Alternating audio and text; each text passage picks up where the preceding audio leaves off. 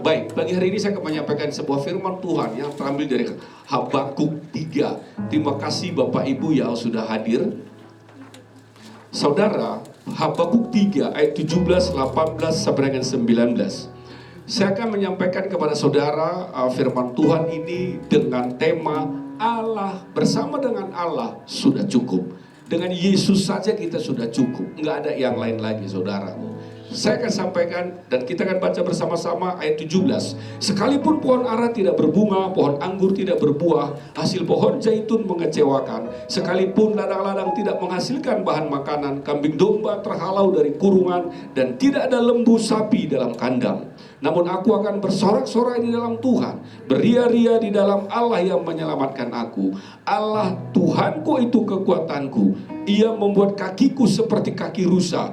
Ia membiarkan aku berjejak di bukit-bukitku. Saudara, kitab Habakuk ini ditulis selama dekade kerajaan selatan Israel, saudaraku. Nah, dalam ayat 3 17, buah ara, anggur dan zaitun ini mewakili seluruh sistem pertanian Israel, saudara. Pohon zaitun adalah pohon cemara yang tumbuh lambat menghasilkan minyak, saudaraku. Pohon zaitun banyak ditemukan di Israel, dan juga buah atau minyaknya dikonsumsi hampir setiap waktu makan, saudara. Makanya disebut minyak zaitun itu sangat baik, sangat bagus untuk kesehatan. Berbeda dengan yang sering kita makan, saudara, pakai minyak jelantah, enak tetapi kurang sehat. Nah, Habakuk ini unik di antara para nabi, saudaraku. Ia tidak secara langsung menegur atau menuduh Israel, saudara. Nah, sebaliknya Nabi Habakuk berbicara kepada Tuhan tentang pergumulan hatinya dan kejahatan yang dilihatnya di seluruh dunia, saudara, di sekitar dia. Dia ngelihatnya. Kalau kita sekarang, kita bisa ngelihat media sosial, kita tahu kejahatan yang ada di seluruh dunia, bahkan di sekitar kita. Nah, ini mencerminkan ayat ini ratapan ketidakadilan dan kejahatan di sekitar yang dia lihat. Banyak orang saat itu, saudaraku, mereka tahu pergumulan Habakuk dan mungkin pernah berdoa serupa dengan peristiwa yang dialami oleh Habakuk, saudara. Dengan hari-hari ini, saya percaya saudara juga mengalami masalah. Apapun masalah saudara, mungkin saudara pernah mengalami seperti ini. Dan mungkin juga berdoa seperti ini, saudaraku. Di masa penuh gejolak dan ketidakadilan, orang percaya biasanya mencari jawaban dan bertanya, di mana Tuhan selama ini? Di mana Tuhan berada di tengah-tengah dunia ini? Kenapa Tuhan belum menjawab doaku? Kenapa Tuhan tidak menjawab doaku? Hari ini mari kita belajar bagaimana membuat semua itu cukup. Semuanya cukup untuk kita. Amin, saudara. Orang lain sudah punya rumah gede, kita belum punya. Kita cukup dengan apa yang Tuhan sudah berikan ke kita. Amin. Nah, Habakuk ini berseru kepada Tuhan tentang kepedihan bangsanya, saudaraku. Mereka mengabaikan hukum, kepemimpinan mereka korup, dan ada begitu banyak ketidakadilan dan kekerasan. Saudara yang kekasih dalam nama Yesus, saudara bisa lihat di Habakuk 1 nanti ayat 2 dan 3, saudaraku. Mereka mengabaikan hukum, saudaraku. Negara mereka korup. Di sekitar Habakuk itu orang-orang yang hidup di dalam ketidakadilan, saudara, bahkan kekerasan. Sehingga Habakuk ini frustrasi dengan Tuhan. Dan mengapa Tuhan tidak bertindak? Mungkin saudara juga pernah berpikir di sekitar saudara, Tuhan, kenapa Tuhan bertindak sih, banyak orang jahat gitu. Nah, tanggapan Tuhan menarik, saudara. Karena dalam Habakuk 1 ayat 5, kepedihan hati Habakuk dan perspektifnya yang buta, saudara, Tuhan menunjukkan langsung, saudaraku. Habakuk berpikir dia sedang memberi nasihat kepada Tuhan. Berapa banyak juga orang seperti itu, saudara. Mereka mengajarin Tuhan, Tuhan itu nggak bisa diajari, saudaraku. Nah, padahal sebenarnya Tuhan sudah bergerak dalam kehidupan Habakuk. Tuhan sudah bergerak di dalam kehidupan saudara dan saya. Ada satu lagu gini. Tuhan, Engkau tak jauh, bahkan dekat kepadaku. Habakuk tidak tahu, saudara, Tuhan tidak jauh dari Habakuk, tetapi Tuhan dekat dengan dia, sama seperti saudara dan saya. Tuhan itu dekat dengan saudara. Ini tentang Habakuk, saudara. Saudara dengan Tuhan itu dekat, tetapi orang kadang-kadang lupa bahwa Tuhan itu sebenarnya dekat dengan dia. Kenapa? Yang kedua, saudara, saya mau sampaikan, Tuhan tidak menjawab keinginan kita. Tadi pagi sebelum saya khotbah, istri saya bilang, kamu kenapa sih kalau berdoa, Tuhan angkat masalah jemaatmu, katanya, kata istri saya kepada saya. Jadi yang benar bagaimana? Saya bilang, seharusnya beri kekuatan kepada jemaatmu. Gitu. Saya sekolah teologi, istri saya sekolah teologi. Saya bilang sama istri saya, baik, kita akan debat sebentar, tapi jangan nanti marah sama saya. Saya bilang gitu. Oke, saya tanya ke kamu, mana lebih bagus? Tuhan angkat masalah Ndu, atau Tuhan berikan kekuatan ke kamu? Kamu yang mana? Gitu. Kayak istri saya, ya, tetapi biar kita kuat, kata istri saya, maka lebih baik Tuhan berikan kekuatan kepada kita, katanya. Oke, kalau saya beda lagi, lebih baik angkat masalah saya. Ada lagunya lagi, beban gimana, angkat masalahmu, terus gimana katanya? Apa? Gimana? Yesus angkat bebanmu, Buang ke laut. Yesus angkat bebanmu dan buang ke laut. Nah, akhirnya saya sudah tahu bagaimana juga peraturan, saudaraku. Yang pertama, maka wanita itu tidak pernah berbuat salah, tidak pernah salah. Yang kedua, kalau wanita salah, lihat peraturan nomor 1. Akhirnya sepatu saya pun ketinggalan. Ayo kita lari. Nah, Tuhan tidak selalu menjawab keinginan saudara dan saya. Dalam konteks Habakuk ini, Tuhan akan menjelaskan kehendaknya, dan mungkin Habakuk tidak akan menyukainya. Saudara juga mungkin seperti itu, tidak menyukai apa yang kadang-kadang Tuhan sampaikan kepada saudara. Seperti yang tadi yang istri saya sampaikan kepada saya, bahwa apa yang disampaikan istri saya itu benar, saudara. Yang saya sampaikan juga benar. Gitu. Karena apa, saudara? Karena kadang-kadang kita nggak suka ketika Tuhan itu menguji kita seperti Ayub, saudaraku. Dia menguji, tapi itulah yang Tuhan katakan ayat 5. Dia tahu bahwa Habakuk tidak akan punya rencana Tuhan, bahkan jika dia memberitahunya, karena keadaan telah membutakan Habakuk. Habakuk tidak tahu Tuhan itu dekat. Saudara, kadang-kadang kita juga demikian, mati gua sama oi gitu, bapak, nade, aduh udah nggak kuat lagi saya. Ya, banyak dari kita menginginkan kehendak Tuhan sesuai dengan apa yang cocok untuk kita. Maunya aku begini, maunya saya begini. Mungkin saudaraku, kita telah menciptakan teologi yang menjadikan Tuhan hanya sebagai pembawa berkat, saudara, dan pembuat mimpi kita menjadi kenyataan. Itu adalah motivator, saudaraku. Motivator selalu berpikir seperti itu, sebagai pembawa berkat, saudara. Pokoknya 1, 2, 3, yes, jadi. Biasa seperti itu, saudara. Nah, jika kita terus fokus kepada keadaan kita dan mencari tahu sendiri, saudara, itu akan membuat kita putus asa, frustrasi, saudara, cemas, takut, dan ragu. Itu kalau kita membuat untuk diri kita sendiri saja. Kehendakku, caraku.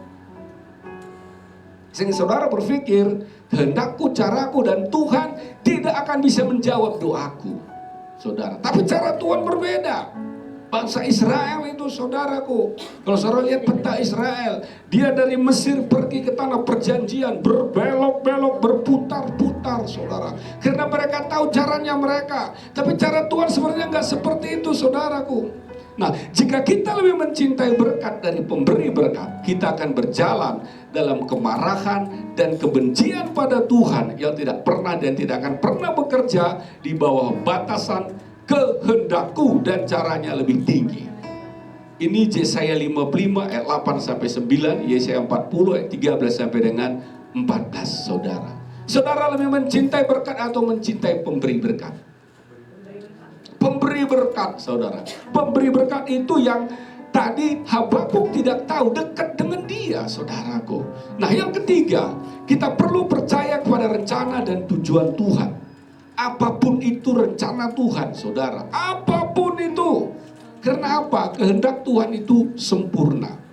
Tuhan, saudaraku, Tuhan itu adalah perfect. Tuhan itu adalah sempurna, saudara. Kemarin pada saat saya kuliah, saya tanya kepada dosen saya bilang, kan kita diciptakan oleh dari semula, dan kita ditentukan juga. Terus kita akan seperti Yesus. Saya tanya, kalau saya tidak mau ditentukan dari semula gimana? Prof, saya bilang gitu. Saya bertanya lagi, nyeleneh pikiran saya. Saya juga tidak mau seperti Yesus, bagaimana? Gitu. Loh, kenapa kamu tidak mau seperti Yesus? Kata dosen saya. Dosen saya ini profesor juga, gitu. Loh, kalau saya mau seperti Yesus, saya pasti menderita. Kalau saya tidak mau mengalami penderitaan itu gimana? Gitu. Banyak hal yang Yesus lakukan, kita nggak lakukan, gitu, saudaraku. Kita mau seperti Yesus. Contoh saja, saya jatuh cinta sama istri saya. Yesus nggak lakukan itu. Yesus nggak punya anak. Jadi kalau saya nggak mau seperti Yesus, gitu. Waduh, itu kita jadi debat sana sini jadinya, saudara. Jadi kehendak Tuhan itu sempurna. Rencana Tuhan itu sempurna. Pikirannya jauh lebih tinggi daripada pikiran kita, saudara. Pikiran Tuhan jauh lebih tinggi dari pikiran saudara. Anak-anak muda berpikir, oke, saya nanti mau menikah dengan suku A, gitu. Tapi Tuhan bisa saja memberikan kamu dengan suku B, gitu. Saudara, sebagai orang percaya, kita perlu percaya bahwa Tuhan lebih dari mampu menangani perjalanan hidup saudara dan saya. Bagi bangsa Israel, saudara, berarti Tuhan akan menggunakan bangsa asing untuk mendatangkan penghakiman atas umat Tuhan dan mengirim mereka ke pembuangan. Apa yang mereka pikirkan berbeda, saudara. Bagi Habakuk itu berhari-hari dengan masalah yang lebih besar dalam perjalanan hidupnya Habakuk. Dalam banyak bagian kitab suci, saudara, kita diingatkan bahwa iman kita dimurnikan di masa-masa sulit. Saudara bisa lihat Yakobus 1 ayat 2 sampai 3, 1 Petrus 1 ayat 6 sampai 7, Yohanes 16 ayat 33. Aplikasinya, saudara, yang saya mau sampaikan yang ketiga ini, kita perlu melihat bahwa kasih Tuhan berlimpah di setiap musim, dan itu akan menopang saudara dan saya di setiap kesulitan. Untuk itu kita harus bisa bersuka cita karena kasih karunia Tuhan itu di setiap kesulitan saudara. Amin, saudara. Yang keempat, keadilan dan kasih karunia Tuhan bisa mendukung kita. Kasih karunia Tuhan, saya dan saudara bisa mendukung kita. Di sisi kitab ini Tuhan mengkomunikasikan dengan jelas bahwa meskipun Israel sedang mengalami penghakiman, Tuhan tidak akan gagal juga menghakimi bangsa manapun yang mentolerir ketidakadilan dan korupsi. Saudara bisa lihat di negara kita. Negara kita pada saat saya masih SD, SMP, SMA, sering sekali didengungkan bahwa Indonesia adalah negara korupsi. Tapi tahun 98 ketika mahasiswa bergerak, saudara, termasuk dulu ya, kalau saya juga ada di gedung DPR sana, gedung MPR sana, dikejar-kejar sama aparat angkatan 98, saudaraku. Akhirnya Tuhan menghakimi dan semua muncul namanya lembaga KPK, menangkap semua koruptor, saudaraku. Sehingga generasi sekarang bisa menikmati, saudara. Tuhan akan habisin semua orang-orang yang memang hidupnya penuh dengan ketidakadilan, dan korupsi. Tuhan tidak mentolerir, saudara. Di Alkitab juga banyak. Tuhan berjanji suatu hari nanti memperbaiki semua kesalahan dan menegakkan orang benar oleh iman mereka. Nah, Tuhan menepati janjinya dengan mengutus siapa, saudara? Mengutus Kristus. Dan kita memiliki dunia yang sangat membutuhkan kebangunan rohani. Jadi saudara sekarang bisa menikmati, bisa selamat. Kemarin juga saya dengan dosen saya, profesor saya, apakah kita debat lagi biasa, apakah Yesus tidak disalibkan kita selamat? Bagaimana dengan Musa? Gitu. Apakah Yesus itu kalau tidak mati kita selamat?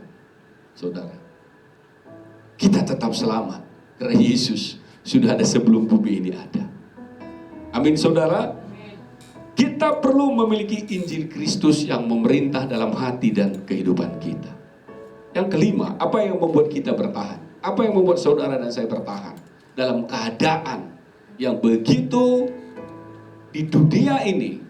Mungkin aja saudara punya masalah seperti Habakuk, tapi saudara merasa jauh dari Tuhan. Padahal Tuhan itu dekat. Apa yang harus membuat saudara bertahan? 17 Habakuk menyatakan sesuatu yang penting.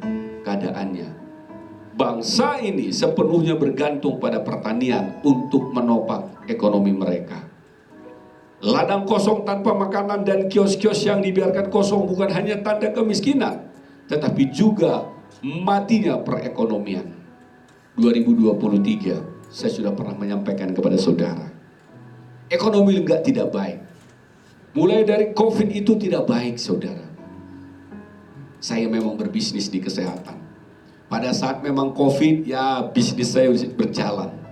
Tapi begitu masuk selesai COVID, saudara, ada bisnis yang berjalan, ada yang enggak. Saudara, saya berpikir 2023 sudah, ini semuanya tidak berjalan. Saya buat produk ini, semua tidak berjalan. Tuhan masih bisa enggak saya bayar gaji karyawan? Masih enggak bisa saya bayar kredit ini, kredit itu. Tapi Tuhan di tahun 2023 dari Januari sampai dengan Desember, saudaraku, karena saya bergantung kepada Yesus, bukan bergantung kepada keadaan. Dari 12 bulan itu tidak pernah tidak membayar gaji. THR dibayar full semuanya, saudaraku.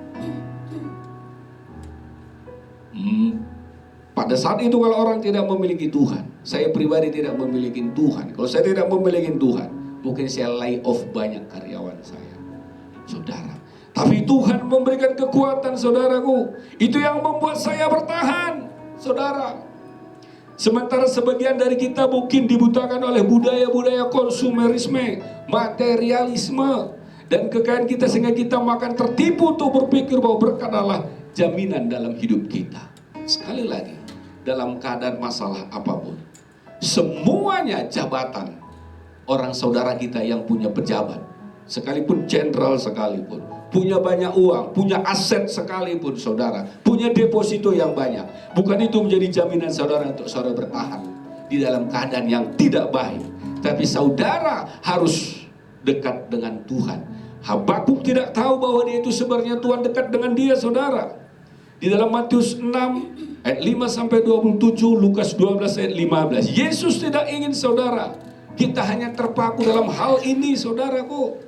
Kita harus dekat dengan Tuhan. Saudara, kita harus menyerahkan kepada Tuhan. Tapi bagaimana Yesus memanggil saudara dan saya untuk datang dan berdoa kepada Tuhan, sehingga Tuhan akan mengubah segala sesuatu, saudaraku. Yang keenam, sukacita dan kekuatan kita berasal dari Tuhan. Sekalipun saudara punya banyak masalah, punya banyak problem, saudaraku. Saudara, besok saya mau makan apa? Ini lagi bulan-bulan seperti sekarang ini, saya perlu modal supaya bisnis saya bisa naik. Cari sana, cari sini, belum dapat, saudaraku. Sekali lagi, saudara tetap bersukacita, karena sukacita dan kekuatan kita itu hanya berasal dari Tuhan. Amin. Sukacita dan kekuatan saudara bukan berasal dari uang, bukan berasal dari keadaan, bukan berasal daripada saudara yang mempunyai jabatan. Kenapa saudara? Yang pertama saya mau sampaikan, kebenaran Injil adalah dalam diri saya sendiri saya tidak cukup, namun di dalam Dia saya lebih dari cukup. Itu 22 Korintus 12 ayat 9. Kenapa sukacita dan kekuatan kita berasal dari Tuhan, saudaraku? Ini kebenaran firman Tuhan, kebenaran Injil. Dalam 2 Korintus 12 ayat 9 ini bilang, dalam diri saya sendiri saya tidak cukup, namun ini dalam Dia saya lebih dari cukup. Yesus itu lebih dari cukup. Apapun saudaraku, Habakuk mengerti ini, dan meskipun saudara kekacauan melingkupi cakrawala, dia bilang, namun aku akan bersukacita di dalam Tuhan. Aku akan bersorak-sorai di dalam Allah juru selamatku. Apakah saudara anak-anak Tuhan bisa seperti ini saudara? Saudara tetap bersukacita dalam keadaan apapun. Yakub bilang, aku akan bersukacita di dalam Tuhan. Aku akan bersorak-sorai dalam Allah juru selamatku. Apa masalah saudara hari ini? Ada problemmu hari ini? Ada di sini anak-anak muda. Jodohku mana Tuhan? Katanya. Tetap bersukacita dalam Tuhan, bersorak-sorai dalam Tuhan. Karena sukacita dan kekuatan itu berasal dari Tuhan, saudaraku. Amin, saudara. Bapak-bapak atau ibu-ibu di sini, mungkin suami belum bertobat, ajak berdoa, nggak mau. Anak-anak belum bertobat, suruh ke gereja ogah-ogahan, suruh berdoa, nggak mau. Tapi saudaraku, sukacita dan kekuatan itu berasal dari Tuhan. Seperti Habakuk bilang, apapun masalah, apapun problem hidupnya kamu, tetap bersukacita dalam Tuhan. Tetap bersorak-sorai di dalam Allah, juru selamatku. Karena apa saudara? Yang ketiga, dalam 2 Korintus 4 ayat 7 sampai 9. Kekuatan dan keberanian kita itu, bisa baca dulu saudara 2 Korintus 4 7 sampai 9. Tetapi harta ini kami punyai dalam bejana tanah liat, supaya nyata bahwa kekuatan yang melimpah-limpah itu berasal dari Allah, bukan dari diri kami. Dalam segala hal kami ditindas, namun tidak terjepit. Kami habis akal, namun tidak putus asa. Kami dianiaya, namun tidak tinggalkan sendirian. Kami dihempaskan, namun tidak binasa. Kekuatan dan keberanian saudara dan saya tidak berasal dari diri kita sendiri. Tapi kekuatan kita siapa saudara? Allah. Amin. Kesimpulan yang saya sampaikan firman Tuhan pagi hari ini saudara. Yang pertama, saya tahu ada beberapa gereja ketika menyadari bahwa Yesus tidak datang untuk memberi kita sistem agama lain, melainkan untuk menjadi juru selamat kita. Saudara, Yesus datang saudara untuk menjadi juru selamat. Yesus datang untuk menyelamatkan dan menolong saudara. Yang kedua saudara, menyadari saudara dan saya tidak perlu cukup itu adalah sebuah pembebasan, karena karya Tuhan yang berdaulat sudah cukup. Sudah cukup dengan Tuhan saja. Jadi kalau saudara kan tidak cukup. Umur kita berapa? 70, kalau kuat 90, 100 tahun saudara. Dan kalau bisa, kalau saudara lewat daripada 70, seperti mertua saya, sehat-sehat terus saudara. Ada orang umur 65 sudah gul-gul saudara, sudah batuk terus, harus dirawat sana sini saudara.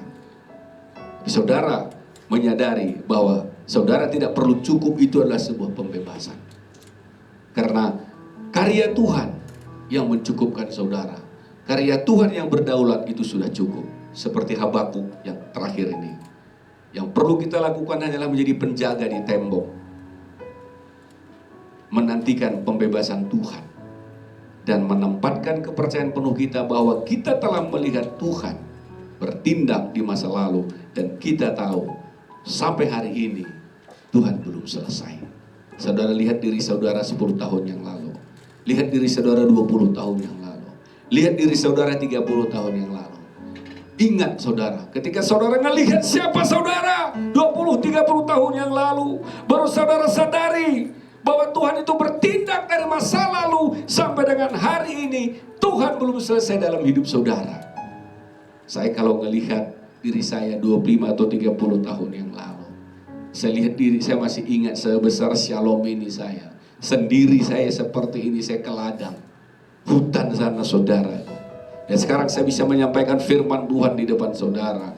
Saya tahu bahwa Tuhan bertindak buat diri saya. Saya harus ke ladang itu ngelewatin sungai saudara. Kalau tiba-tiba itu bisa air bah dari atas menyeret semua yang ada saudaraku. Saya biasa kalau lewat sungai itu saya lihat dulu keliling, baru saya lari dari sungai itu. Karena sungai itu kalau lagi nggak ada air bah gitu, itu bisa jalan kaki gitu aja. Tapi diingatkan oleh kakek saya, kamu setiap nyebrang sungai ini harus lihat dari atas. Karena itu suaranya itu nggak bisa kedengeran, tapi tiba-tiba bisa menyeret. Saya ingat itu saudaraku. Dan saya pernah melihat air bandang itu saudara. Dan saya tahu bahwa itu Tuhan bertindak dari dulu sampai dengan sekarang. Dan sampai selamanya saya belum selesai. Saudara, untuk itu hanya Yesus yang cukup, Allah yang cukup.